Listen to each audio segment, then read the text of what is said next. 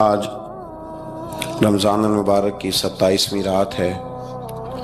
امام اعظم ابو حنیفہ رحمۃ اللہ علیہ سمیت بہت سارے بزرگ یہ فرماتے ہیں کہ یہی لیلۃ القدر کی رات ہوتی ہے۔ اگرچہ وہ اس بات کو طے نہیں کرتے، لیکن فرماتے ہیں یہی اکثر ہم نے اسی مقام پر لیلۃ القدر کو پایا ہے۔ نبی رحمت علیہ الصلوۃ والسلام نے صحابہ کرام علیہم رضوان کے سامنے گزشتہ امتوں کے احوال ذکر فرمائے کہ ایک ہزار سال ان کی عمریں ہوتی تھی، 1500 سال تک وہ زندہ رہتے تھے۔ تو صحابہ کے دلوں میں تجسس پیدا ہوا کہ اگر عمر 1000 سال ہوگی تو نماز بھی تو 1000 سال ہی پڑھیں گے نا، اگر عمر 1500 سال ہوگی تو روزے، عبادتیں، یہ سارے کام بھی تو بڑے زیادہ کرتے ہوں گے۔ تو یہ شوق جب پیدا ہوا تو اللہ کریم نے فرمایا کہ محبوب میں ایک رات دیتا ہوں، لیلۃ القدر خیر من الف شہر، جو رات ایک ہوگی پر 1000 مہینے سے بہتر ہوگی، 1000 مہینے سے۔ یہ رات اگر کسی کو میسر آ جاتی ہے اور پھر وہ صدق دل کے ساتھ، یعنی توجہ کے ساتھ، انہماک کے ساتھ، احتساب کی نیت سے، گناہوں کی معافی کی نیت سے اگر وہ اس رات کا قیام کرتا ہے، عبادت کرتا ہے، ذکر کرتا ہے، دعا کرتا ہے، تو محبوب کریم علیہ السلام نے وعدہ فرمایا ہے کہ اللہ اس کے پچھلے سارے گناہوں کو معاف فرما دے گا۔ دین، شریعت، قرآن، اسلام یہ بحث کرنے نہیں آیا دنیا میں۔ علماء جو بحث کرتے ہیں وہ توضیحات کے لیے، تشریحات کے لیے، تفاسیر کے لیے، وہ ان کا مقام ہے، لیکن ہم جو عوام بحث کرتے ہیں تو سمجھ لیں کہ دین بحث کرنے کے لیے نہیں آیا، دین تو عمل کرنے کے لیے آیا، اس پر عمل کیا جائے گا، عمل کی کوشش کی جائے گی۔ اور قرآن مجید نے کہا من عمل صالحا من ذکر او انثی، جو کوئی بھی اچھے عمل کرے چاہے وہ مرد ہو یا عورت ہو، وَهُوَ مُؤْمِنٌ، شرط یہ ہے کہ وہ مومن ہو، فَلَنُحْيِيَنَّهُ حَيَاةً طَيِّبَةً، فرمایا ضرور ہم اسے پاکیزہ زندگی عطا فرما دیں گے۔ جو عمل والے لوگ ہوتے ہیں انہیں اللہ کون سی زندگی دیتا ہے؟ حیات طیبہ، پاکیزہ زندگی۔ اللہ پاک، صاف ستھری، غلاظتوں سے پاک زندگی دیتا ہے جو بندہ عمل کرتا ہے۔ توبہ کا مطلب یہ ہوتا ہے کہ میں پچھلے گناہ پہ شرمندہ ہوں اور آئندہ نہ کرنے کا پکا وعدہ کرتا ہوں۔ انسان ہے، وعدے کے باوجود بھی کہیں غلطی کر لیتا ہے تو اللہ معاف کرنے والا ہے، لیکن وہ ساری رات روتا رہا، ہر مسجد سے چیخنے کی آواز آئی، اس نے ساری رات مسجد میں رو کے گزاری، لیکن جھوٹ چھوڑنے کا اس کا ارادہ ہی کوئی نہیں۔ وہ تو کہہ رہا ہے 3 دن کا رمضان رہ گیا ہے، پھر میں نے دیکھ نہیں لینا تمہیں۔ فساد چھوڑنے کا اس کا پروگرام ہی کوئی نہیں۔ وہ تو میاں طے شدہ بات ہے کہ سویرے وہ دکان پہ جائے گا اور صبح جو بیسن بیچے گا نا سموسے اور پکوڑے کے لیے، اس میں بھی ملاوٹ کرنے کا ارادہ رکھتا ہے۔ تو یہ ساری رات توبہ توبہ کہنے کا کیا مطلب ہوا؟ کھل کے ساری رات اس نے توبہ توبہ کی۔ حضرت عمر فاروق رضی اللہ تعالیٰ عنہ کے بارے میں امام ابن جوزی نے لکھا ہے کہ رات کو نا گھر کے اندر بیٹھے بیٹھے اچانک رو پڑے حضرت عمر، 62 سال عمر ہے، خلافت کے آخری ایام چل رہے ہیں، تو رو پڑے ایسے ہی گھر میں بلا وجہ ہی۔ آپ کی اہلیہ نے، زوجہ نے بیٹے کو اٹھایا، فرمایا پتہ کرو تمہارے باپ کو کیا مسئلہ ہے، کہیں کوئی تکلیف تو نہیں، درد تو نہیں، صاحبزادے آئے، ابا جی کیا بات ہے؟ فرمایا اماں کو بلاؤ۔ سب لوگ جمع ہو گئے تو جناب عمر فاروق رضی اللہ تعالیٰ عنہ فرمانے لگے کہ بیٹھو میرے ارد گرد۔ سب بیٹھ گئے تو فرمانے لگے آج جب میں مسجد سے نکلا تھا تو میرے نبی پاک کے سچے صحابہ، سچے رسول کے سچے صحابہ، حضور کے سچے غلام یہ کہہ رہے تھے کہ عمر بڑا ہی اچھا ہے، عدل والا ہے، انصاف والا ہے۔ تو ابا جی اس میں رونے والی کیا بات ہے؟ تو فرمانے لگے ڈر یہ لگتا ہے کہ باہر تو میں اچھا تھا، کہیں گھر میں تو نہیں کوتاہیاں کرتا رہا۔ میری بات پہ توجہ کرنا، کہیں گھر میں آپ باتیں سن لیں تو شاید جتنی میں کرتا ہوں دوسرا کاری کوئی نہ سکے، لیکن جب عمل کے راستے پہ ہم نکلتے ہیں تو وہ مسدود ہے، وہ بند ہے۔ عمل کس نے کرنا ہے؟ آپ کوئی آیت پڑھیں تو یہاں غلطی نکالنے والے 20 لوگ مل جائیں گے، 20 لوگ، لیکن اس آیت پہ عمل کرنے والے کتنے ملیں گے؟ تو حضرت عمر فاروق رو رہے تھے، کہنے لگے کہیں تمہارے حقوق تو نہیں پامال کرتا رہا؟ تو آپ کی اہلیہ نے جب سنا تو وہ کہنے لگی عمر مجھے تو بڑا پرانا شکوہ ہے، آپ کو جاہ و جلال اتنا تھا میں بات نہیں کر سکی۔ عمر تم نے سارا دن مسجد میں گزار دیا اور ساری رات نقاب اوڑھ کے مدینے کی گلیوں میں گزار دی، میں تو زندگی کی کوئی خوشی دیکھ ہی نہیں سکی۔ چاہ تو میرے اندر بھی تھے نا کہ میرا شوہر کچھ گھڑیاں بیٹھتا، کہیں مجھے لے کے جاتا، تو میں تو کچھ نہیں دیکھا، مجھے بڑا شکوہ ہے۔ تو حضرت عمر کہنے لگے چل اللہ کی رضا کے لیے معاف کر دے۔ بھئی معافی بیوی سے نہیں مانگی جا رہی، معافی اپنی غلطی کی مانگی جا رہی، یہ سمجھ لیں۔ بیوی کے لیے تو خامد کا بہت بڑا مقام ہے نا، لیکن یہاں غلطی کس بات کی ہے؟ اپنی کمزوری پر غلطی کا اعتراف کر کے معذرت کا سوال کیا جا رہا ہے۔ تو حضرت عمر کہنے لگے معاف کر دے، تو اہلیہ کہنے لگی میں نہیں معاف کرتی، میری شرط پوری کریں۔ فرمایا وہ کیا؟ فرمانے لگی قیامت میں جب اللہ آپ کے لیے جنت کا حکم دے گا تو آپ میری سفارش کریں گے اللہ کی بارگاہ میں؟ سفارش کریں گے کہ یا اللہ مجھے کپڑے دھو کے دیتی تھی، میری عزت کی حفاظت کرتی تھی، میرے بستر کو پاک رکھتی تھی، کہیں گے؟ تو حضرت عمر فرمانے لگے تیرے ساتھ وعدہ رہا، رب نے اگر عمر کو اپنے فضل، اپنے کرم اور اپنے محبوب کے صدقے جنت دی تو عمر تیرے بغیر جنت میں نہیں جائے گا۔ عمل کا رستہ، عمل کا رستہ دیکھیں نا، 2 دفعہ استاد بات کرتا ہے، 2 دفعہ، اور کوئی زیادہ، ایک تو ہے نا کہ ایم اے اور جناب ایم ایڈ اور ایم فل اور پھر پی ایچ ڈی قسم کا استاد، ایک وہ جو matric P T C teacher ہے نا، وہ 2 دفعہ اسٹوڈنٹ کو کام کہے تو تیسری دفعہ وہ ناراض ہو جاتا ہے، کہتا ہے میں 2 دفعہ کہا ہے۔ بچے کو آپ 2 دفعہ کہتے ہیں اور اگر تیسری دفعہ کہنا پڑے تو غصہ آتا ہے نہیں آتا؟ بھئی تو نے اتنی دفعہ کہا ہے، تو سمجھ نہیں رہا بات کو۔ اور اگر اللہ کریم قرآن مجید میں سینکڑوں دفعہ کہے نماز پڑھو، سینکڑوں دفعہ، اور یہ بہانے کر رہا ہے، یہ بھی پروگرام بنا رہا ہے، پھر کہتا ہے میں بے چین رہتا ہوں، میں بے قرار رہتا ہوں۔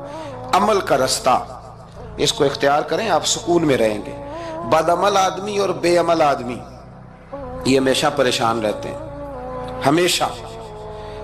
عمل کریں، توبہ کریں تو پھر بدل جائیں، پھر تبدیلی آئے، اور یہ کوئی مشکل کام نہیں، جو بدلنے والے تھے وہ بدل گئے، بڑا کچھ کرتے تھے پر پھر وہ لوگ بدل گئے۔ حضرت فضالہ رضی اللہ تعالیٰ عنہ کہتے ہیں کہ میں بڑا دلدادہ تھا عورتوں کا، اور میرا ماحول یہ تھا کہ میں قتل بھی کر لیتا تھا، معاذ اللہ چوری بھی کر لیتا تھا، اور رات میری طبیعت تھی معاذ اللہ نئی سے نئی عورت کے پاس جانا۔ کہتے ہیں ابو جہل نے اعلان کیا کہ جو نبی پاک علیہ السلام کا سر اقدس معاذ اللہ کاٹ کے لائے گا، نقل کفر، کفر نہ باشد، 100 سرخ اونٹ انعام ملے گا۔ تو میں نے ارادہ کر لیا کہ میں بہت سارا انعام حاصل کروں گا۔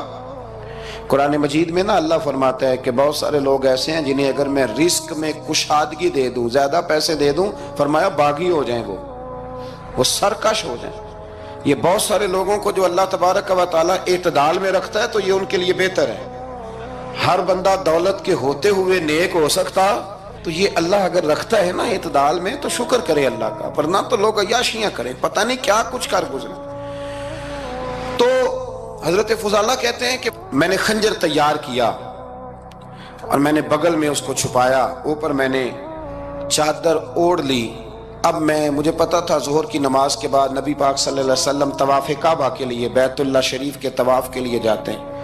کہتے ہیں میں بھی اس طرف بڑھا، رستے میں نا وہ خاتون جس کے گھر میں نے رات آنا تھا، میں نے دروازے پہ دستک دی، میں نے کہا کہ تیار رہنا، تیار رہنا، آج میں بڑے پیسے لے کے آؤں گا۔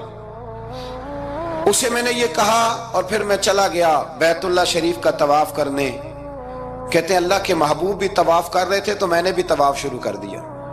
ارادہ یہ تھا کہ جہاں نبی پاک علیہ السلام میرے قریب سے گزریں گے تو موقع پا کر میں حضور کے جسم اقدس پر خنجر کھونپ دوں گا اور معاذ اللہ شہید کر دوں گا۔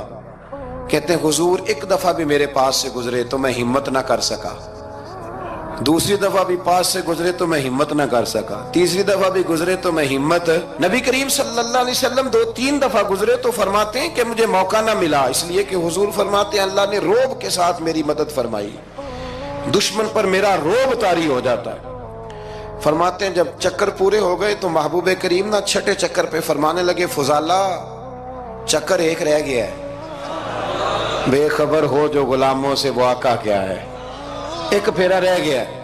کہتے ہیں طواف مکمل ہو گیا تو محبوب میرے قریب آئے، فرمایا وہ کام کرتے کیوں نہیں جس کے لیے آئے تھے؟ میں نے عرض کی یا رسول اللہ کون سا کام، کیسا کام؟ اندر تو چور تھا نا، بانج فقیروں کسے نہیں ماریا، اے ہوئی چور اندر دا، اندر چور تھا نا۔ کہتے ہیں حضور نے مجھے کندھے سے پکڑ کے ہلایا، فرمایا کرتے کیوں نہیں؟ جب حضور نے ہلایا تو وہ خنجر بھی پیروں میں گرا اور میں بھی رسول اللہ کے پیروں میں گر گیا۔ میں نے کہا حضور مجھے کلمہ پڑھا دیں۔ کہتے ہیں حضور نے پہلے میرے دل پہ دست مبارک پھیرا، پھر میرے نبی نے مجھے کلمہ پڑھا دیا۔ اب نا مرید ہونے والا کہتا ہے کہ جی آہستہ آہستہ میں ٹھیک ہو جاؤں گا۔ اب وہ آہستہ آہستہ کا کیا ترجمہ ہے یہ بالکل سمجھ نہیں آتی۔ بھئی کسی بندے سے 5 لاکھ روپیہ لینا ہے تو اس سے وہ کہتا ہے جی میں آہستہ آہستہ دوں گا، 500 روپیہ دے دیا کروں گا روز کا، تو کہتے ہیں میری رقم خراب ہوتی ہے، پورے دو۔ اور نیکی کی بات جب آتی ہے تو کہتے ہیں حضرت صاحب دین اتنا سخت نہیں ہے، میں آہستہ آہستہ ٹھیک ہو جاؤں گا۔ اب میں مغرب عشاء پڑھنی شروع کر دیا میں نے، اب میں تسبیح لے لی ہے، کل میں نے بھی آہستہ آہستہ میں ٹھیک ہو جاؤں۔ یعنی رقم لینی ہو تو وہ آہستہ آہستہ قبول نہیں ہے، لیکن اور مکان کی رجسٹری اگر کرانی ہو تو مالک مکان کہے گے آہستہ آہستہ کرا لو، کہتے ہیں پیسے پورے دیے، سویرے چل اور بیان دے۔ یہ کیا بات ہوئی؟ یہاں یہ جو ہمارا ماحول تھا نا کر لیں گے ہو جائے گا، یقین کریں لوگ قبروں میں چلے گئے ہیں پر مسجدوں میں نہیں آئے۔ ہر کام سے لوگ ریٹائر ہوئے پر گناہوں سے ریٹائر نہیں ہوئے، آخر تک تباہی اتر گئی لیکن لوگ بدلنے کو تیار نہ ہوئے۔ حضرت فضالہ کہتے ہیں ابھی میں نے کلمہ پڑھا، ابھی میں واپس آیا، رستے میں وہ بی بی کھڑی تھی، کہتے ہیں میں وہ شخص تھا کہ عورتیں مرتی تھی میرے اوپر اور کسی کی جرت تھی کہ وہ آئیں بائیں شائیں کرے، لیکن فرماتے ہیں میں بی بی کے پاس سے گزر گیا۔ پہلے تو اس کا خیال تھا رکے گا، لیکن جب میں رکا نہ تو دروازے پہ آئی، اور جب میں گزر گیا تو اس نے آواز دی، لیکن میں نے سنی انسنی کر دی۔ جب آگے بڑھا تو میرے پیچھے دوڑی، فرماتے مجھے پکڑ کے کہنے لگی فضالہ تجھے کیا ہوا، تو وہی نہیں جو یہاں سے گیا تھا؟ آپ فرماتے میں کبھی نہیں رویا تھا، میں کبھی نہیں رویا تھا۔ اور جب کہا نا تو وہی نہیں، کہتے میں نے سر اٹھایا تو میری آنکھوں میں آنسو تھے۔ میں نے کہا میں جو گیا تھا وہ نہیں ہوں، اب تو میں محمد عربی کا غلام بن گیا، اب میں وہ نہیں ہوں، اب نہیں ہو سکتا کہ کوئی میری نظر میلی ہو جائے، یہ کیسے ممکن ہے؟ اب نا اسلام کی تعریف ہم نے یہ کی ہے کہ خبردار کوئی ہمارے قریب نہ آئے، ہم کسی کو بات نہیں کرنے دیتے کہ ہم مسلمان ہیں، ہم بات نہیں کرنے دیتے۔ پتہ کیا بات ہے؟ ایک میری یہ تقریر ہوتی ہے ممبر پہ، اور ایک میرا عمل ہوتا ہے جب میں سفر کرتا ہوں، جب میں گاڑی میں بیٹھتا ہوں، جب میں دوستوں سے ملتا ہوں۔ جب ان دونوں باتوں میں تضاد آتا ہے نا، تضاد، تو لوگ تقریر کو جذبات نہیں کہتے، ایک فن بن جاتی ہے تقریر۔ آپ کو پتہ ہے نا وائزین نعت خواں کہتے ہیں میں نے محفل لوٹ لی، پھر لوگ شمار کرتے ہیں کتنے لوگوں نے سبحان اللہ کہی، پھر لوگ شمار کرتے ہیں کہ آج 5 بندے روئے بھی تھے جب میں تقریر کر رہا تھا۔ تو پھر یہ فن ہے، یہ جذبات کا اظہار۔ سمجھ لیں بات کو کہ عمل جب آپ نہیں نہ کرتے عمل، تو آپ خود بڑے بے چین رہتے ہیں کہ یار یہ میں کیا کر رہا ہوں، یہ کون سا گورکھ دھندا ہے کہ میرا عمل صفر ہوتا جا رہا ہے۔ ہمارے ایک استاد تھے تو وہ فرمایا کرتے تھے کہ اگر پڑھے لکھے آدمی کو تم بے عمل دیکھو تو اس سے دور ہٹ جایا کرو ورنہ تمہیں بھی بے عمل کر دے گا۔ میں نے ان سے عرض کی، میں نے کہا حضور یہ کیا ہے؟ تو فرمانے لگے اپنے حضرت صاحب سے پوچھنا، وضاحت کریں گے۔ میں نے حضرت صاحب سے کہا جی عجیب بات کر دی ہے، علم والے بندے کے پاس بیٹھ کے تو علم آتا ہے۔ تو وہ فرما رہے تھے کہ علم والے بندے کے پاس اگر وہ بے عمل ہو تو بالکل نہ بیٹھنا۔ تو حضرت صاحب فرمانے لگے انہوں نے صحیح کہا ہے۔ اب بات بہت بڑی ہے، پتہ نہیں آپ کی سمجھ میں آتی ہے نہیں آتی، بہرحال کر دیتا ہوں۔ پڑھا لکھا بندہ اگر بے عمل ہو تو اس کے پاس، تو میں نے کہا حضور کیوں؟ فرمانے لگے اس لیے کہ وہ اپنی بے عملی پر بھی دلائل دے گا، وہ بے عملی پر بھی دلیلیں قائم کرے گا کہ یہ وجہ ہے تو اس لیے میں ایسے کر رہا ہوں۔ تو چونکہ وہ بے عمل ہے اور ہے پڑھا لکھا، نبی کریم صلی اللہ علیہ وسلم کے غلام نہ پل بھر میں بدل جاتے تھے۔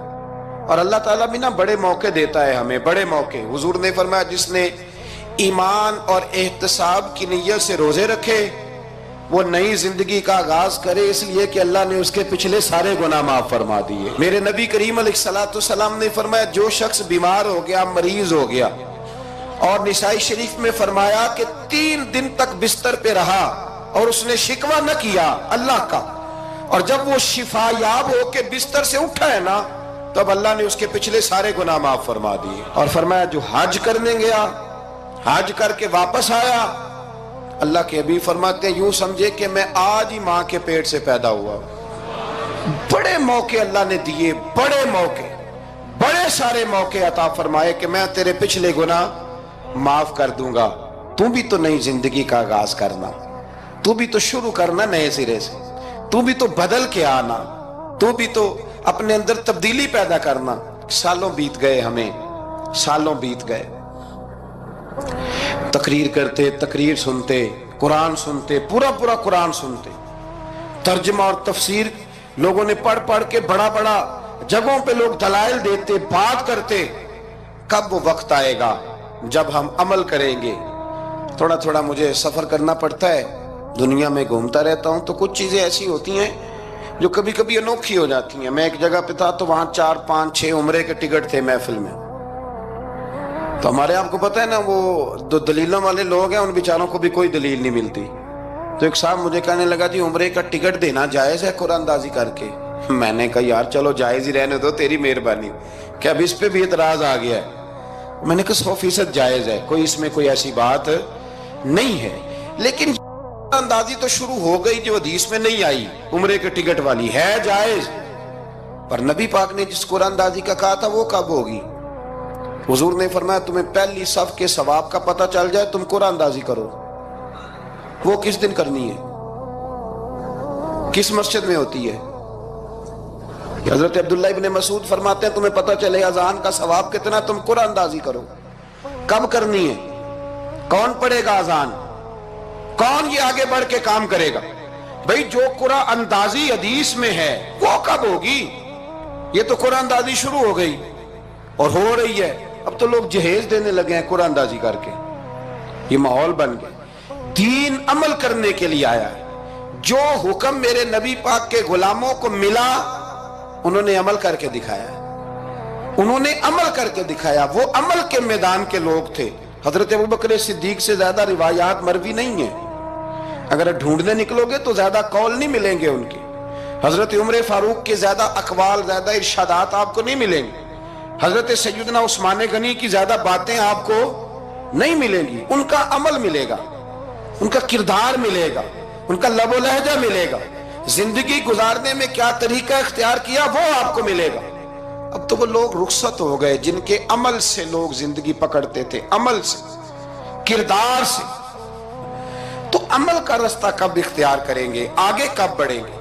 میرے رسول کریم صلی اللہ تعالی علیہ وسلم کے غلام عمل کرتے تھے، اور جب عمل کرتے تھے پھر اس کا ریزلٹ آتا تھا۔ یاد رکھنا ریزلٹ نیتوں کا آتا ہے، ارادوں کا آتا ہے، عمل کا آتا ہے۔ گفتگو کا ریزلٹ، آپ بڑا اچھا سبق سنا لیں تو پیپر نہ دیں تو پاس ہوں گے کہ فیل؟ آپ تو کہہ رہے تھے وہ مجھے سارا ہی آتا تھا۔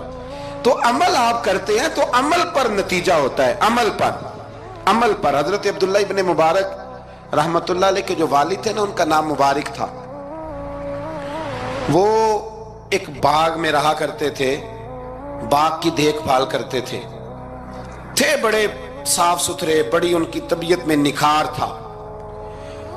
آج مسئلہ ہمارے ملک کا یہ ہے کہ ہمارے ملک میں صرف سیاستدان ہی جو ہے وہ غلط کام نہیں کرتا، یا بہت بڑی انڈسٹری ہو تو وہاں ہی خرابی نہیں ہوتی، بلکہ ریڑی والے کا بھی اگر ہاتھ پڑ جائے نا تو چھوڑتا وہ بھی کوئی نہیں، الا ماشاءاللہ۔ وہ بھی جو اچھے آم ہوتے ہیں وہ فرنٹ پہ لگائے ہوتے ہیں، اس نے دکھانے کے لیے اور ہوتے ہیں اور دینے کے لیے اور ہوتے ہیں، اور وہ کہتا ہے کہ یہ بھی تو میں نے بیچنے ہیں نا، تو بھئی اگر یہ بھی بیچنے تھے تو اکٹھے لگانے چاہیے تھے، لیکن معیار ہے نا ہمارا، عمل کا رستہ مسدود ہے۔ حضرت مبارک جو تھے وہ مالی کے طور پر غریب آدمی تھے تو کام کاج کرتے تھے۔ تو ایک دن باغ کا مالک آ گیا، اس نے آ کے آپ سے کہا کہ کنوں کا باغ تھا. اس نے کہا کہ لاؤ ایک. کنوں لا کے دیا تو کھٹا تھا. اس نے کہا یہ نہیں ٹھیک, دوسری درخت سے لاؤ. دوسرے سے لائے تو وہ بھی کھٹا تھا. تیسرے سے لائے وہ بھی کھٹا تھا. کہنے لگا بیٹے کتنے سال ہو گئے تمہیں؟ تو فرمانے لگے 10-12 سال. تو کہنے لگے تمہیں ابھی بھی نہیں پتا کس جگہ کا کنوں میٹھا ہے, سارے کڑوے لائے ہو. تو آپ فرمانے لگے آپ نے مجھے دیکھ بھال کے لیے رکھا ہوا ہے, کنوں چکھنے کے لیے نہیں رکھا. مجھ سے قسم اٹھا لیں کبھی میں نے چکھا بھی ہو, اس لیے کہ میرے ذمے اور کام. باغ کا مالک کتنا خوش ہوا کہ اس نے آزاد بھی کر دیا, اپنی بیٹی کا نکاح بھی کر دیا, اور وہ باغ بھی آپ کو تحفے میں ہی دے دیا. ان کے گھر حضرت عبداللہ بن مبارک پیدا ہوئے. ان کے والد گرامی کہتے ہیں کہ ایک دن پھر ایسا ہوا کہ میں نے نا باغ بڑا سجایا, سوارا, محنت کری. بادشاہ آ گیا. تو بادشاہوں کو بھی کچھ چیزیں پسند آ جاتی ہیں نا, اور ہمارے ملک میں تو ڈھیر سارے لوگ بادشاہ ہیں, ڈھیر سارے لوگ بادشاہ ہیں. اگر کسی تگڑے بندے کو کسی غریب کی جھونپڑی پسند آ گئی پھر اسے دینی ہی پڑے گی. بلکہ ایسی ایسی خبریں سننے کو ملتی ہیں کہ چودھری صاحب نے آ کے کہا ہے کہ مفت دینی ہے کہ پیسے لے کے دینی ہے. یہ یہاں تک خبریں. تو بادشاہ آ گیا, اس نے دیکھا بڑا سجا سنورا باغ ہے. اس نے حضرت مبارک سے کہا کہ مجھے نا جوس بنا کے پلاؤ کنوں کا. تو حضرت نے اسے نا جوس دیا, اس نے پیا تو بڑا مزہ آیا. کہنے لگا ایک گلاس اور نہیں دیتے؟ تو حضرت اور بنانے لگے. تو اس کے دل میں نا اس سے پہلے خیال آ گیا کہ باغ بڑا شاندار ہے اور پھل بھی بڑا مزیدار ہے, تو قبضہ نہ کر لوں, اپنا ہی نہ ہو جائے. یہ اس کو دیتے ہیں تھوڑے بہت پیسے, یہ نکل جائے گا, نہ بھی نکلا تو ڈانٹ دیں گے. اتنی دیر میں نا حضرت مبارک رحمت اللہ تعالیٰ علیہ ایک گلاس شربت کا اور بنا کے لے آئے. بادشاہ کو دیا نا, تو اب جو گلاس آیا تو کڑوا تھا, کسیلا تھا, کھٹا تھا. تو بادشاہ کے گلے کو پڑا تو کہنے لگا یہ تم نے کیا کیا؟ پہلے تو بڑا میٹھا تھا, باغ وہی ہے تو ذائقہ کیسے بدل گیا؟ تو آپ فرمانے لگے وہ بادشاہ کی نیت بدلی ہے نا, بادشاہ کی نیت بدلی ہے تو اس کا بھی ذائقہ بدل گیا ہے. تو نیت نہ آپ کی بدلتی. تو اور یہ حضور کا فرمان ہے, فرمایا اللہ کے کچھ بندے ایسے ہوتے ہیں جو اللہ کے دیے ہوئے نور سے دیکھتے. کہا آپ کی نیت بدل گئی تو اس کا ذائقہ بدل گیا. اب بادشاہ نے دل میں کہا نہیں یار بندہ کہہ تو ٹھیک ہی رہا ہے, یہ تو اس کی محنت سے اللہ نے پھل دیا, مجھے ایسا نہیں کرنا چاہیے. تو حضرت دوڑ کے گئے تو دوسرا جوس کا گلاس بنا کے لائے. اب دیا تو میٹھا تھا.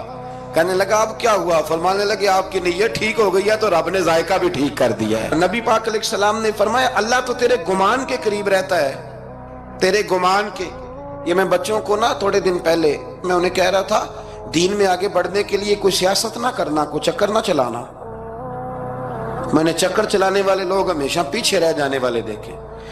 تھوڑا کر لینا پر اتنا کرنا جتنا مخلص ہو کے ہو سکے.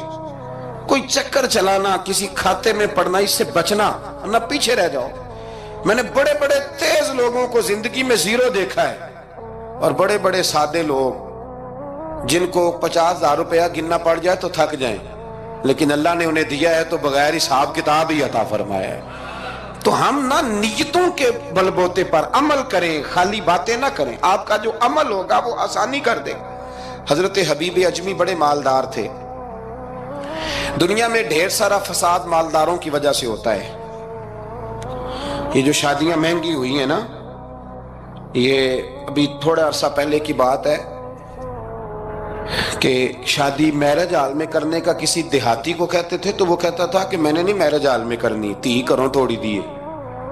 اب کیا ہوا ہے؟ کوئی منع کرتا ہے؟ بلکہ جو بڑے دور دراز دیہات ہیں ان میں بھی میرج ہال بن گئے. یہ امیر کچھ قباحتیں ایسی پیدا کرتے ہیں کہ غریبوں کے لیے بھی مشکل ہو جاتی ہے.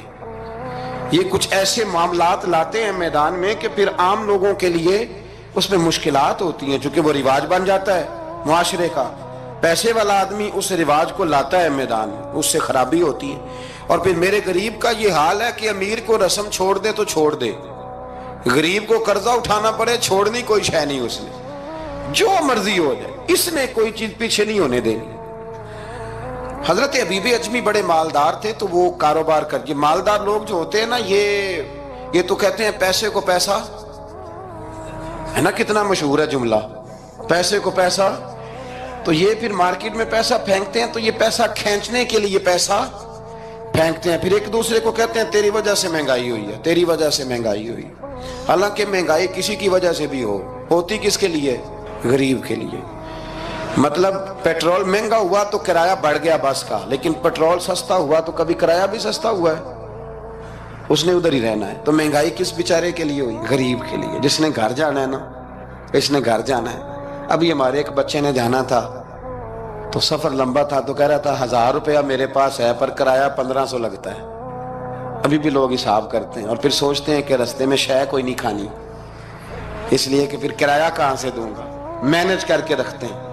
یہ خدمت ہوتی ہے نا علماء کی، حفاظ کی، تو مجھے پتہ ہے، میں اس قبیلے کا آدمی ہوں، مجھے پتہ ہے کہ یہ کیسے حساب کر کے رکھتے ہیں کہ اب اتنے آئے ہیں تو اس میں سے یہاں، جس کے پاس ہیں ہی بڑے لمیٹڈ سے، تو وہ بیچارہ پہلے سے سوچ کے بیٹھا ہوتا ہے، مجھے پتہ ہے۔ جن کے پاس پھر بے حساب ہوتا ہے وہ پھر مارکیٹ میں پھینکتے ہیں تو کھینچتے ہیں، وہ ظلم کرتے ہیں۔ حضرت بی بی اجمی کہتے ہیں جب مال دیا اللہ نے تو میں نے سود کا کام شروع کر دیا۔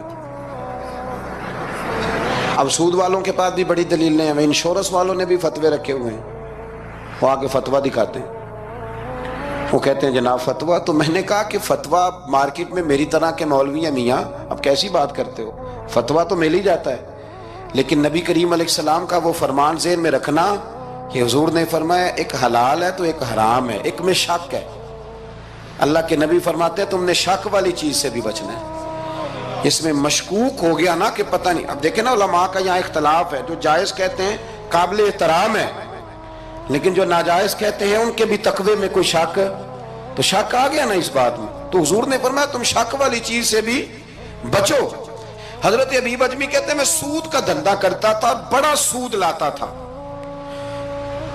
بڑا سود، اور یہ سود جس پہ چڑھ جاتا ہے اس پہ اترتا نہیں۔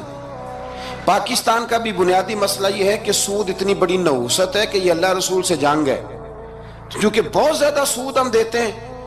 اس لیے میں تو آپ کو پتہ ہے جو کوئی برا کام کرے اس کو برا کہنا چاہیے، حکومتی لیول پر تنقید اس لیے اچھی ہوتی ہے کہ لوگوں تک جب پہنچتی ہے تو فائدہ دیتی ہے، لیکن جو بندہ اچھا کام کرے اس کی اچھائی کو بھی بیان۔ حضرت ابی اجمی رحمت اللہ تعالیٰ علیہ فرمانے لگے کہ سود کا کاروبار میں نے شروع کر دیا اور بڑا وسیع تھا میرا کام سود کا، میں سود لیتا تھا، سود پہ گزارا ہوتا تھا۔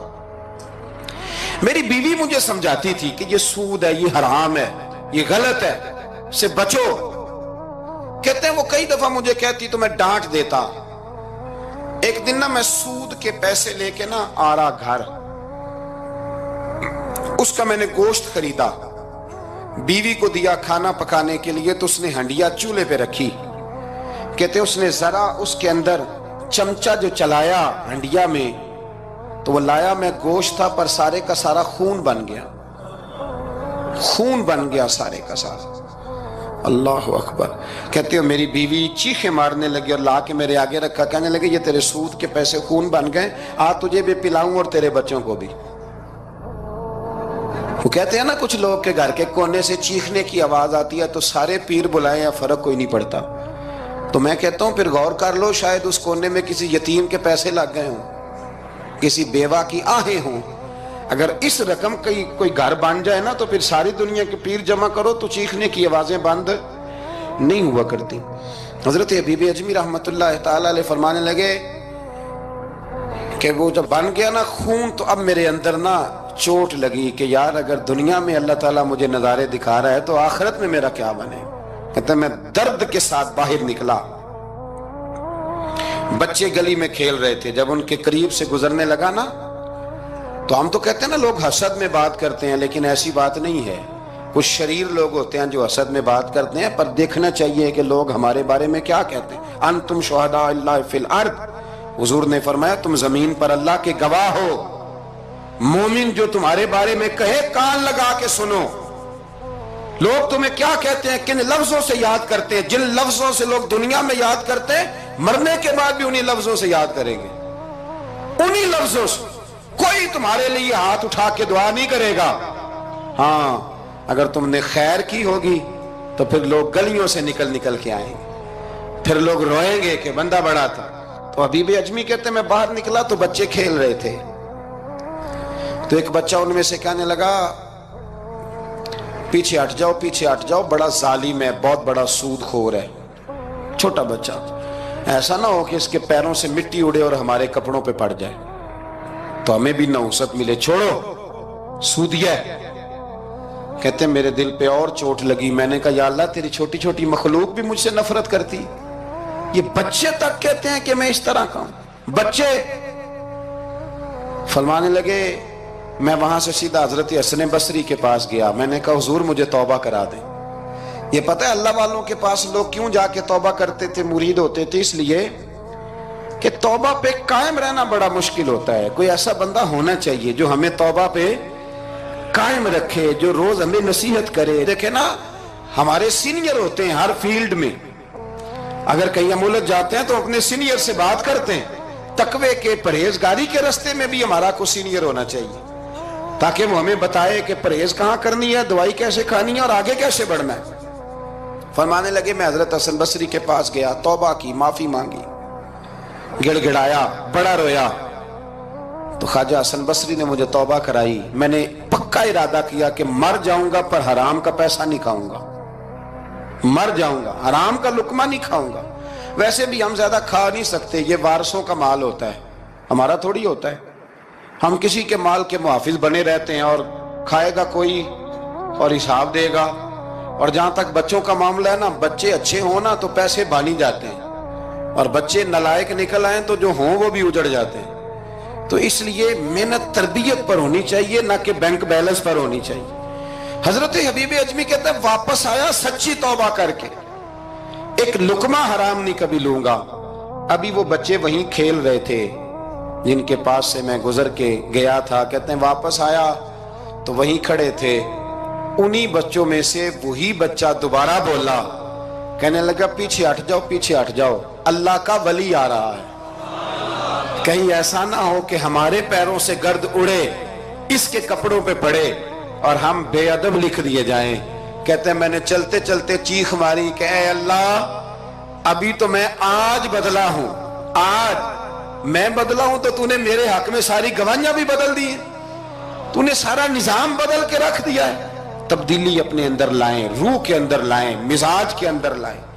یہ شب قدر کی رات ہے, توبہ اور استغفار کریں لیکن بدلنے کے ارادے سے, چھوڑنے کے ارادے سے. اعلیٰ حضرت فاضل بریلوی رحمت اللہ علیہ جب ذی الحج کی آخری رات ہوتی تو فرماتے صبح سال بدل رہا ہے تو ہمیں بھی بدل جانا چاہیے. لوگ پوچھتے حضور کیا بدلیں؟ فرمایا جو ایک سپارہ پڑھتا تھا 2 کر دے, اور فرمایا جو اپنے آپ کو خوش کرنے کے لیے باتیں کرتا تھا وہ باتیں کم کر دے. آج نہ کچھ بدلنے کا پروگرام بنائیں, اپنے رب کریم کے ساتھ دل ہی دل میں وعدے کریں کہ کچھ عادتیں ہم چھوڑیں گے. یہ غلط بات ہے کہ عادتیں چھوٹا نہیں کرتی. حضور عادتیں ہی تو بدلنے آئے ہیں دنیا میں, عادتیں بدل جایا کرتی. اپنے آپ کو بدلیں اور اپنے اندر تبدیلی پیدا کریں, پھر خدا کے رزلٹ کا انتظار کریں, پھر دیکھیں اللہ کس طرح کے فیصلے فرماتا ہے. آپ ارادہ کریں, آپ پروگرام بنائیں, آپ ذہن اپنا بنائیں کہ میں نے نا اب کچھ بدل جانا ہے, اب میں نے اندر کچھ اپنے تبدیلی پیدا کرنی ہے. نکل آئیں. 2-3 گزارشات جاتے جاتے آپ سے عرض کروں.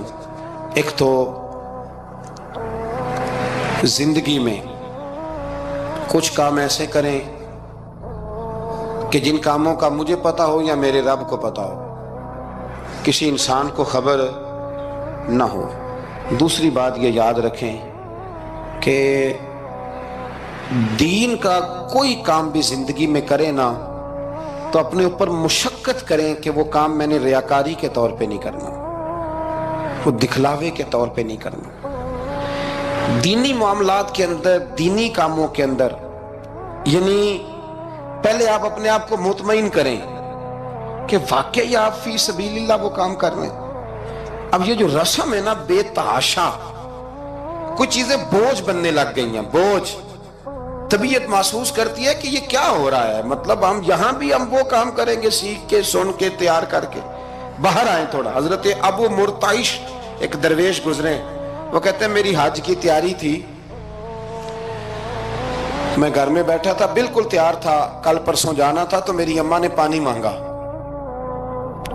بیٹا پانی دینا. رسالہ کشیریہ میں اس کو لکھا ہے. کہتے ہیں اماں جی نے کہا پانی لاؤ, تو میں نے نا چھوٹے بھائی سے کہا اماں جی کو پانی دینا. اماں جی نے مجھ سے پانی مانگا ہے.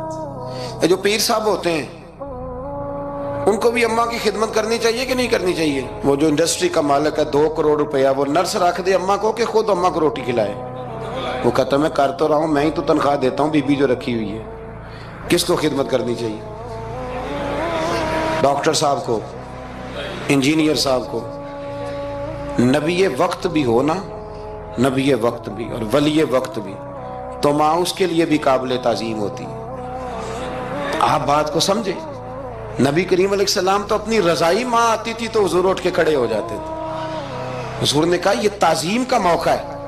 حضرت ابو مرتعش کہتے ہیں اماں نے پانی مانگا، کل میں نے حج پہ جانا تھا، چھوٹے بھائی سے کہا ذرا اماں کو پانی دینا، چونکہ میں تو پیر صاحب ہوں، میں تو علامہ صاحب ہوں، 25-30 آدمی ابھی گلی میں کھڑے ہیں مجھے ملنے والے، پتر تو پانی لا دے، پانی کی بات ہی ہے نا۔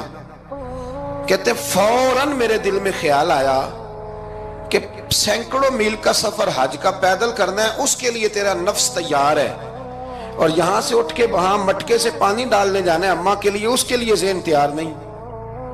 فرماتے ہیں پھر میرے اندر سے آواز آئی کہ یہ تو حج کرنے جا رہا ہے نا، اس میں لوگ تجھے حاجی کہیں گے، اور واپسی پہ تیرے گلے میں پھولوں کا ہار ڈالیں گے، لیکن اماں کو پانی پلانے پر تو کوئی بندہ انعام نہیں دے گا، کوئی شور نہیں ہوگا۔ تو فرماتے ہیں میں سمجھ گیا کہ ابھی میں حج کے لیے نفسیاتی طور پر تو تیار ہوں پر دلی طور پر تیار نہیں ہوں۔ کہتے ہیں میں نے حج کا ارادہ چھوڑ دیا۔ میری اماں کہنے لگی بیٹے جاتا کیوں نہیں؟ میں نے کہا اماں پہلے تیرے تک پہنچ لو پھر بیت اللہ شریف تک بھی پہنچ جاؤں۔ تو دینی کام زندگی میں کوئی بھی کرے نا مخلص ہو کے کریں، نکل آئیں تسنن سے، بس کریں۔ یار مطلب سب کے سامنے اداکاری تو اللہ رسول کے سامنے بھی اداکاری چھوڑ دے یار۔ مطلب ویسے بھی میں کہتا ہوں اداکاری کرتے بندہ تھک جاتا ہے، اداکاری کرتے کرتے نا بندہ وہ لمبی نہیں چلتی۔ تو آپ نارمل زندگی میں اللہ رسول کے ساتھ رہیں گے تو وہ آپ کے لیے بہتری ہوگی، آسانی ہوگی آپ کے لیے۔ میں شب برات کی محفل کے بڑے پوسٹر نہیں بنواتا، شب قدر کے بھی نہیں بنواتا، اگر کبھی بنتے ہیں تو دوست کوئی بنا کے لگا دیتا ہے، بڑا مختصر سا پیغام، وہ بھی شاید آج کیوں بلا۔ میں دوستوں کو ہمیشہ کہتا ہوں کہ جس کو تنہائی میں شب قدر میں مزہ آتا ہے نا اللہ اللہ کرنے کا، وہ تنہائی میں کرے، لیکن زیادہ تر لوگ کر نہیں پاتے، اس لیے ہم محفل کو سجاتے ہیں۔ اس میں کوئی ایسا مقصد نہیں، کوئی ایسا معاملہ نہیں، خدا را کچھ تھوڑا سا اخلاص للہیت پیدا کریں طبیعت میں، اور کبھی بھی دین کے معاملے میں کسی جگہ بھی کوئی ایسا کام نہ کریں جس میں رکاوٹ ہو، آزمائش ہو۔ ابھی کی بات بتاتا ہوں، میں نے ہمارے جو تراویح کے حافظ صاحب ہیں ان کی خدمت کی، ابھی ہم نے، مجھے ایک سنگی کہنے لگے آپ نے بتایا نہیں کیا دیا ہے۔ میں نے کہا میرے خیال میں بتانے کے لائق ہوتے تو شاید بتاتا، اب آپ کسی کو 2-4 ہزار دے کے اس کا اعلان کریں گے تو یہ کچھ چیزیں ہیں نہیں اعلان کرنے والی۔ پھر یہ کہ وہ میں دیکھتا رہتا ہوں نا جی، تصویریں پہنچتی رہتی ہیں کہ جو 500 دے رہا ہے وہ بھی فوٹو کھنچوا رہا ہے، جو سوٹ دے رہا ہے وہ بھی فوٹو کھنچوا رہا ہے۔ تو جو ایک جگہ پہ میں کھانے کے لیے بیٹھا تھا ٹیبل پہ، تو انہوں نے پہلے نا برتن اٹھا کے تو چاولوں کی فوٹو کھینچی، پھر قورمے کی کھینچی، پھر ساری چیزوں کی۔ تو میں نے کہا کہ یار پہلے ہمیں پوچھ لو ہم نے کیا کیا کھانا ہے، جو کھائیں گے اس کی فوٹو کھینچ لینا۔ اب تم ہماری فوٹو کے ساتھ قورمہ فٹ کرو گے تو لوگ تو کہیں گے نا مولانا کھا کے گئے، تو میں نے پتہ نہیں کھانا ہے نہیں کھانا۔ تو آپ ڈریں اللہ تعالیٰ سے، ہر بات میں تھوڑی یہ مطلب تسنن آئے گی، ہر بات کے اندر تھوڑا یہ معاملہ رہے گا۔ تو تیسری گزارش جو بڑی ضروری اور بڑی اہم ہے، دنیا میں جو چیز اس وقت سب سے زیادہ پریشانی کا شکار ہے وہ دینی اقدار ہیں۔ ہر شعبے میں تیزی سے کام ہو رہا ہے، تیزی سے، اور دینی اقدار کو لوگ پیچھے کرتے جا رہے ہیں۔ کئی بہانے ہیں لوگوں کے پاس، کہتے ہیں مولوی لڑتے بڑا ہے تو ہم کدھر جائیں؟ تو میں کہتا ہوں کون سا مولوی کہتا ہے شراب پیو؟ کہا ہے کبھی کسی مولوی نے؟ وہ کوئی بھی ہو، کسی نے کہا ہے کہ رشتہ داروں کے تعلقات خراب کر لو، کسی نے کبھی کہا ہے کہ ڈاکے مارو؟ تو آپ کیا بات کرتے ہیں صاحب؟ کون سا مولوی کہہ رہا ہے کہ چوریاں کرو؟ تو دینی اقدار اور چیز کا نام ہے، اصول میں اختلافات ہیں، وہ اپنی جگہ پہ قائم ہے، وہ رہیں گے، چلے آ رہے ہیں، لیکن آپ دینی اقدار کا خیال کریں۔ اب نئی بحث چھڑ گئی ہے کہ مسجد میں سیمنٹ کی بوری دینے سے بہتر ہے کسی غریب کو آٹے کا تھیلا دے دو۔ اصل بات یہ غریبوں کی آواز بند کرنا چاہتے ہیں۔ ایک مسجد واحد جگہ ہے جہاں سے غریبوں کی آواز بلند ہوتی ہے۔ سویرے تجربہ کرنا، سویرے کسی مسجد میں افطاری کے وقت پہنچنا، لائنوں میں لگ کے لوگ افطاری کر رہے ہوں گے اور سینکڑوں لوگ روٹی کھا رہے ہوں گے، اور ان میں امیر کوئی بھی نہیں ہوگا، سارے ماڑے لوگ ہوں گے۔ تو مسجد ہی تو ہے، جب بنتی ہے تو غریب کی بات ہوتی ہے، غریب کو روٹی ملتی ہے۔ یہ مدارس کے اندر سیٹھوں کے بچے پڑھنے آتے ہیں، تو یہ کفالت خانہ نہیں سمجھتے آپ تو لوگوں کو بھکاری بنا رہے ہیں، بھکاری۔ مجھے پتہ ہے کہ بہت بڑے ہاسپٹل میں جو صدقات اور زکوٰۃ کے نام پہ بنا ہے، وہاں بھی اگر آپ نے علاج کرانا ہے تو آپ کو پہلے رسوا ہونا پڑتا ہے۔ ناراض نہ ہونا، میں بتا رہا ہوں رسوا ہونا پڑتا ہے، میں ذمہ داری سے کہہ رہا ہوں۔ وہ کہتے ہیں جاؤ جا کے اپنے علاقے سے لکھوا کے لاؤ کہ ہم نے زکوٰۃ میں سے علاج کرانا ہے۔ لکھوانا پڑتا ہے کہ نہیں لکھوانا پڑتا؟ یعنی جو ہسپتال بنا ہی صدقات اور زکوٰۃ پہ ہے، میں کسی کو ٹارگٹ نہیں کر رہا، لیکن وہ کہتے ہیں جاؤ 4 آدمیوں سے لکھوا کے لاؤ۔ پہلے آپ نے لکھوانا ہے، پھر آپ نے تصدیق کرانی ہے، پھر پاپڑ بیلنے۔ تو کتنے لوگوں کے سامنے پردہ کھلا کے زکوٰۃ کے ساتھ آپ یہ کرا رہے ہیں؟ اور اصول کیا ہے؟ صدر الشریعہ فرماتے ہیں اگر تمہیں پتہ ہے میرے بھائی کو زکوٰۃ لگتی ہے تو بتا نا زکوٰۃ ہے۔ اسے کیا ہے یہ عیدی ہے، بچوں کے کپڑے لے لینا۔ اسے بتانا، پڑھیے بارے شریعت، بتانا۔ اسے کہے کہ یہ میری طرف سے تحفہ ہے، اسے کہے ہی نہ۔ اسلام اتنی پردہ داری، یہ جو ہمارے مدارس ہیں نا، میں بڑی ذمہ داری سے، یہ مجھ سے پہلے ایک دوست نے پوچھا، پھر 2 4 5 لوگوں نے پوچھ لی یہ بات، تو میں نے کہا کہ نبی پاک کو یتیموں غریبوں کا بڑا خیال تھا، پر حضور نے تو مدینے آ کے سب سے پہلے مسجد ہی بنائی ہے۔ حضور نے باقی سارے کام بعد میں کی، تو یہ اب نیا پراپیگنڈا ہے۔ دینی اقدار میں تھوڑا تھوڑا نا اپنا حصہ ڈالیں۔ کس طرح بھلا؟ کس طرح؟ جب بہت سارے لوگ دین کے مخالف بات کر رہے ہوں تو آپ ایک آواز صرف بلند کر دیں کہ نہیں یار ایسی کوئی بات نہیں ہے۔ دین کل بھی قابل عمل تھا، آج بھی قابل عمل ہے، قیامت تک قابل عمل رہے گا۔ آپ اپنا حصہ ڈالیں، چندے دینے وہ باقی معاملات بڑے بات کے ہیں، لیکن میں سمجھتا ہوں سب سے زیادہ جس چیز کی ضرورت ہے وہ یہ ہے کہ ہم دین کے نمائندے بنیں۔ اب نا 50 لوگ دین مخالف بات کر رہے ہوتے ہیں، پر ایک بھی اٹھ کے کہتا نہیں کہ یار یہ آپ ٹھیک نہیں کہہ رہے، یہ بات غلط ہے، یہ درست نہیں ہے۔ میں آپ سے گزارش کروں گا، وہ آپ کسی میدان میں بھی ہیں، کسی چوک پہ بیٹھے، سوشل میڈیا پہ بیٹھے، کہیں بھی بیٹھے، آپ اپنے دین کے نمائندے بنیں۔ اس تیزی کے ساتھ لبرل لوگ دین کو بدنام کرتے ہیں، اس تیزی کے ساتھ نظام کو چلاتے ہیں، اتنی خرابی پیدا کرتے ہیں کہ آنے والی نسل دین بیزار ہوتی جا رہی ہے۔ دین بیزار یعنی بچے خوف کھاتے ہیں مسجد کے، مدرسے کے، مولوی کے نام سے خوف کھاتے ہیں۔ اور خدا کے بندو، جس بندے نے پاکستان بنایا تھا نا، خواب دیکھا تھا، وہ بندہ اس دور میں پی ایچ ڈی تھا جب پی ایچ ڈی بندے چراغ لے کے نہیں ملتے تھے۔ اقبال نے اس زمانے میں پی ایچ ڈی کی جب پی ایچ ڈی پتہ نہیں شاید خال خال ہوتی تھی۔ وہ ڈاکٹر بھی تھے، وہ شاعر بھی تھے، فلسفی بھی تھے، ادیب بھی تھے، بہت بڑے منطقی تھے اقبال اور لطیف قافیہ۔ مجھے تھوڑی سی دلچسپی ہے شاعری سے، پر میں تنگ رہ جاتا ہوں جب اقبال کو پڑھتا ہوں کہ پتہ نہیں لفظ اس بندے کے سامنے ہاتھ جوڑ کے کھڑے رہتے تھے اپنے استعمال کا، لیکن اس بندے نے علامہ کہلانا پسند کیا۔ اسے کوئی علامہ کہتا تھا تو اقبال راضی ہوتے تھے، فرماتے تھے جب کہ مجھے علامہ کہتا ہے تو مجھے یوں لگتا ہے کہ میں مصطفیٰ کے دین سے جڑا ہوں۔ وہ پسند کرتے تھے یہ بات کہنا، پسند کیا اس شخص نے۔ یہ آپ سمجھے، سرما تھا میری آنکھ کا خاک مدینہ و نجف، یہ پسند کیا اس بندے نے یہ بات کہنا۔ اس نے پسند کیا اپنے آپ کو رسول اللہ صلی اللہ علیہ وسلم کا غلام کہنا۔ آپ سمجھے نہ جہاں میں کہیں بھی اما ملی، جو اما ملی تو کہاں ملی، کہنے لگے میرے جرم خانہ خراب کو تیرے عفو بندہ نواز ہوں۔ تو اس لیے دین کے آپ محافظ بنے، اور میرے سے زیادہ آپ کی آواز بلند ہوگی۔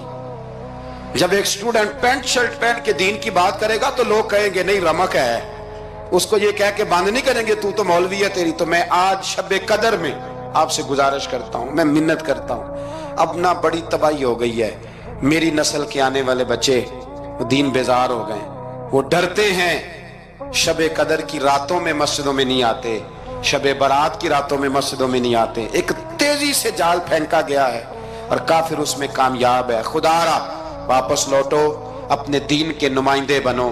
اقبال کہا کرتے تھے میری زندگی کا مقصد تیرے دین کی سرفرازی، میں اسی لیے مسلمان۔ میں اسی لیے نمازی. کہنے لگے یا رسول اللہ میں مسلمان بھی اس لیے ہوں کہ میں دین کی بات کروں گا، اور نماز بھی اس لیے پڑھتا ہوں کہ تیرے دین کا جھنڈا بلند ہوگا. پر دین نبی دا وانگ یتیمہ رووے تے کرلاوے تے آکھے میں کتھوں لبا عمر بہادر جڑا مینوں سینے لاوے. بڑی قسم پرسی ہے. دین کے نمائندے بنو، دین کی ذمہ داریوں پر آپ اپنا کردار ادا کرو، یہ بڑا ضروری ہے.